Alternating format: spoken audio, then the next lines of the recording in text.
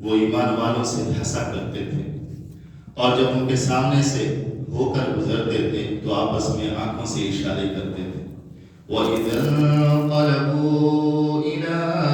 أَهْلِهِمْ انقلبوا فَكِهِينَ، اور جب اپنے گھروں کو جاتے تھے تو دل لگیاں کیا کرتے تھے۔ وَإِذَا رَأَوْهُمْ قَالُوا إِنَّ هَٰؤُلَاءِ لَضَالُّونَ، اور جب ان کو دیکھتے تو یوں کہا کرتے کہ یہ لوگ یقیناً غلطی میں ہیں۔ وَمَا أُرْسِلُوا عَلَيْهِمْ حَافِظِينَ، حالانکہ یہ ان پر نگرانی کرنے والے کر کے نہیں بھیجے گئے۔ فَالْيَوْمَ الَّذِينَ آمَنُوا مِنَ الْكُفَّارِ يَضْحَكُونَ، سو آج ایمان والے کافروں پر ہنستے ہوں گے۔ عَلَى الْأَرَائِكِ يَنظُرُونَ، مسحریوں پر دیکھ رہے ہوں گے۔ هَلْ ثُوِّبَ الْكُفَّارُ مَا كَانُوا يَفْعَلُونَ، واقعی کافروں کو ان کے کیے کا خوب بدلہ ملا۔ گزشتہ میں پہلے کفار و فجار کا ذکر ہوا تھا، پھر ان کے مقابلے میں مومنین صالحین کا ذکر فرمایا گیا۔ اب ان خاتمہ کی آیات میں نیک و بد ہر دو فریق کا مجموعہ حال مذکور ہے۔ واضح ہے کہ یہ مکی سورہ ہے، جبکہ کفار قریش اور مشرکین مکہ اپنے غلبہ اور سرداری اور دنیاوی سامان عیش و عشرت کے باعث نادار اور مفلس، کم مایہ اور بے حیثیت مومنین جیسے حضرت عمار رضی اللہ عنہ، حضرت خباب رضی اللہ عنہ، حضرت بلال رضی اللہ عنہ وغیرہ کا مذاق اڑاتے تھے، ان پر آوازیں کسے جاتے تھے، اور معاذ اللہ ان غربا مسلمین کو باپ دادا کے دین کو چھوڑ دینے اور اسلام قبول کر لینے کی وجہ سے گمراہ اور دین سے بھٹکا ہوا خیال کرتے تھے، اور آخرت کی بات کے لیے دنیا کی لذتیں چھوڑ دینے پر ان حضرات صحابہ کرام کو کفار احمق بتلاتے کہ یہ کیسے بے عقل لوگ ہیں جنہوں نے اپنے کو جنت کے ادھار پر دنیا کے نقد مزوں سے محروم رکھا ہے۔ نافرمانوں کی عادت بد یہاں ان کی آیات میں بتلائی گئی ہے۔ ان الذین اجرموا کانوا من الذین آمنوا یضحکون، جو لوگ مجرم تھے وہ ایمان والوں سے تحقیراً ہنسا کرتے تھے۔ اول تو کسی پر ہنسنا یوں ہی برا ہے، اس کی دل شکنی کا باعث ہے، اور یہ اخلاق اور مروت انسانی سے بعید تر ہے۔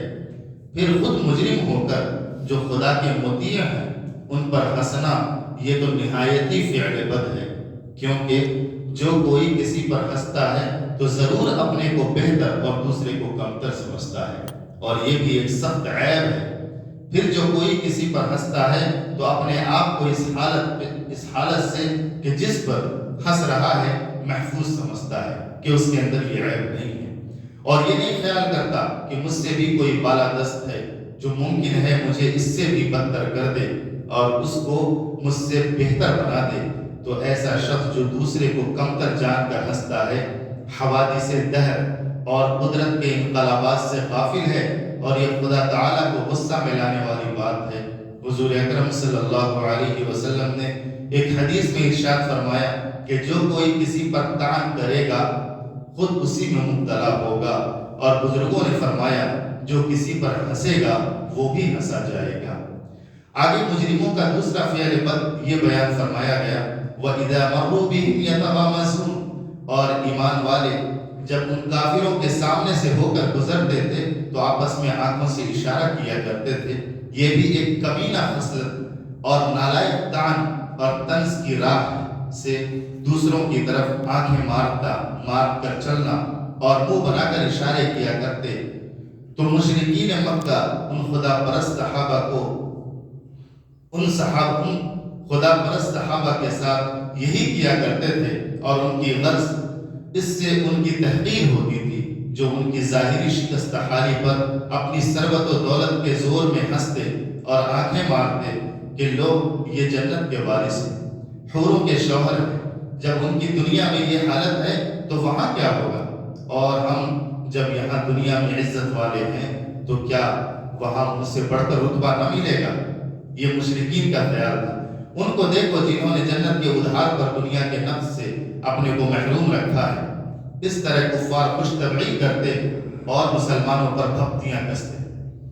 آگے ان کفار کا تیسرا فعل بد بیان فرمایا جاتا ہے، وَإِذَا انقلبوا إِلَىٰ أَهْلِهِمُ انقلبوا فَكِهِينَ، اور جب اپنے گھروں کو جاتے تھے تو وہاں بھی ایمان والوں کا تذکرہ کر کے دل لگیاں کیا کرتے تھے۔ مطلب یہ ہے غائبانہ اور حاضری ہر حالت میں ان کفار کا اہل ایمان کی تحقیر اور استہزاء کا مشغلہ رہتا تھا۔ آگے چوتھا فعل بد ان کفار کا بیان کیا گیا، وَإِذَا رَأَوْهُمْ قَالُوا إِنَّ هَٰؤُلَاءِ لَضَالُّونَ، اور جب کفار اہل اسلام کو دیکھتے تو یوں کہا کرتے کہ یہ لوگ یقیناً غلطی پر ہیں۔ آگے بتلایا جائے گا، فَالْيَوْمَ الَّذِينَ آمَنُوا مِنَ الْكُفَّارِ يَضْحَكُونَ عَلَى الْأَرَائِكِ يَنظُرُونَ هَلْ ثُوِّبَ الْكُفَّارُ مَا كَانُوا يَفْعَلُونَ، یعنی ان کافروں اور مجرموں کو ان حرکات کا پتہ قیامت کے دن معلوم ہوگا جب اہل ایمان ان کافروں پر ہنستے ہوں گے، اور وہاں ہی لوگ جن کو آج دنیا میں احمق بنایا جاتا ہے اور بیوقوف بنایا جاتا ہے عقل مند ثابت ہوں گے، آج جن پر ہنسا جا رہا ہے کل قیامت میں وہی ان ہنسنے والوں پر ہنس رہے ہوں گے۔ مسحریوں پر آرام سے بیٹھے اپنی خوشحالی اور کافروں کی بدحالی کا نظارہ کر رہے ہوں گے، اور اپنی آنکھوں سے دیکھ رہے ہوں گے کہ جو لوگ ان پر ہنسا کرتے تھے ان کو اپنے کرتوتوں کی پوری سزا مل گئی کہ طوق اور زنجیروں میں کسے ہوئے جہنم کے اندر آگ میں جلتے بھنتے ہوں گے۔ روایات میں ہے کہ جنت اور دوزخ کے درمیان کچھ دریچے اور کھڑکیاں ہوں گی۔ جب مومن اہل جنت اپنے دین کے دشمن کافر کو دیکھنا چاہے گا تو کھڑکیوں سے دوزخ کے اندر جھانکے گا اور کافروں کو عذاب ہوتا دکھائی دے گا تو مومن ان کفار پر ہنسیں گے۔ اس سورے کی خصوصیت یہ ہے دنیاوی اعتبار سے، جو آدمی اس سورے کی تلاوت کرتا رہے اللہ تعالیٰ اسے جنت کی شراب رحیق مختوم پلائیں گے۔ اگر کسی اسٹور کی ہوئی چیز کی حفاظت مقصود ہو تو اس سورے کو پڑھ کر اس چیز پر دم کریں، انشاءاللہ آپ کا مال محفوظ رہے گا۔ لیکن یہ یاد رکھیں کہ جو لوگ ذخیرہ اندوزی کرتے ہیں اور ناجائز منافع خوری کے لیے غلہ اور دیگر اشیاء ضرورت کا اسٹاک کرتے ہیں ان کے لیے کوئی فائدہ نہ ہوگا۔ جو کام شرعاً ممنوع ہے اس کی حفاظت کے لیے شرعی چیزوں کا سہارا لینا الٹا گناہ ہے۔ مطلب اس کا یہ ہو گیا کہ کوئی بندہ حرام کمائے اور اس کے اوپر سے سینہ زوری اللہ سے یہ کرے کہ یا اللہ ہمارے حرام کام میں برکت عطا فرما، تو اس لیے اللہ تعالیٰ حرام کام میں برکت بھی عطا نہیں فرمائے گا اور اس سے زیادہ بدتر زندگی ہمارے گزرنے پر ہم مجبور ہوں گے۔ کیوں؟ اس لیے کہ حلال کی بات الگ ہے اور حرام کی بات الگ ہے، اس لیے وہ چیز اسی میں فائدہ کرے گی یہ صورت جبکہ وہ جائز ہو۔ اللہ تعالیٰ سے دعا فرمائیں کہ حق تعالیٰ ہمیں حقوق اللہ اور حقوق العباد دونوں کو ادا کرنے کی توفیق عطا فرمائے اور اس دنیا کی زندگی میں اپنی مرضیات کے موافق گزارنے کی، شریعت کے موافق گزارنے کی توفیق نصیب فرمائے۔ یا اللہ میں آپ سے گناہ کی معافی چاہتا ہوں جس کی وجہ سے آپ کے غضب کے قریب ہو گیا ہوں یا کسی مخلوق کو گناہ کی طرف لے گیا، ایسی خواہش دلائی ہو کہ وہ اطاعت و عبادت سے دور ہو گیا ہو۔ یا اللہ میں نے عجب کیا،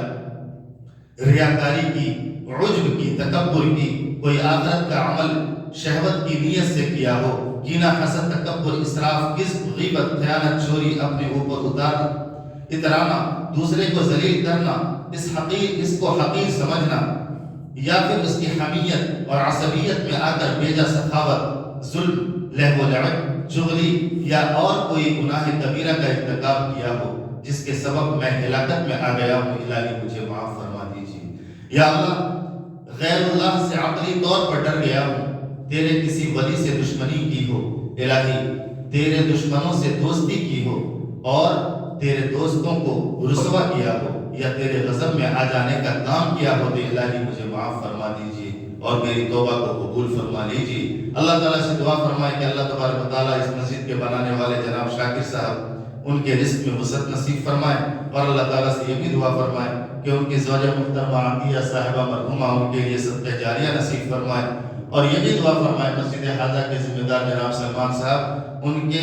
جان میں، مال میں، عزت میں آپ میں برکت نصیب فرمائے۔ آپ تمام حضرات جو شوق سے قرآن کی تفسیر سن رہے ہیں اور یہ سمجھنے کی کوشش کر رہے ہیں کہ قرآن ہم سے کیا چاہتا ہے، اللہ تبارک و تعالیٰ تمام کے دلوں کے اندر قرآن کی شغف اور محبت پیدا فرمائے اور بار بار تلاوت کرنے کی توفیق نصیب فرمائے، اور اگر پڑھنے نہیں آتا ہے تو اس کو پڑھنے کی کوشش کرنے کی توفیق نصیب فرمائے۔ سبحان اللہ و بحمدہ، سبحانک اللہم و بحمدک، ونشہد ان لا الہ الا انت ونستغفرک ونتوب الیک۔ تھوڑی دیر بیان سن لیجئے انشاءاللہ۔